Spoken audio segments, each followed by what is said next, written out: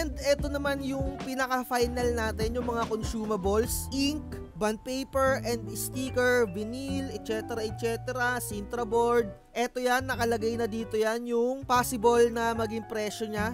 Etong hard copy na bond paper, ang ginagamit ko sa kanya yung kulay blue, 80 GSM. Nasa 200 plus yun, pero napakaganda nun, parang 210 or 213 yung 500 sheets. Pero minsan nagsisale, umaabot ng 180 something. I-check nyo na lang mga tropa, yung mga link na to, i-download nyo na lang to, ilalagay ko na lang to sa description para makuha nyo, para kayo mismo magkumpara-kumpara kung saan kayo makakabili. Napakaganda na itong Excel file na to, kasi kung bibili kayo ng patsi-patsi, kumbaga isa-isa muna, kumbaga iipunin nyo na muna no, bago kayo mag-start. Ganun naman talaga eh, huwag nyo bibiglain, lalong-lalo na kahit may pera kayo, mahirap biglain, baka nga na-overwhelm lang kayo. Kumbaga baka nakakita lang kayo ng isang tao na alam nyo na yun, na nakabili ng farm ng dinosaur, 'di ba? So ayun lang, siguro dito na natin tapusin para hindi na masyado humaba yung video natin. Napakaganda talaga na sisimulan mo etong pakonti-konti lang ng bili para hindi masyado masakit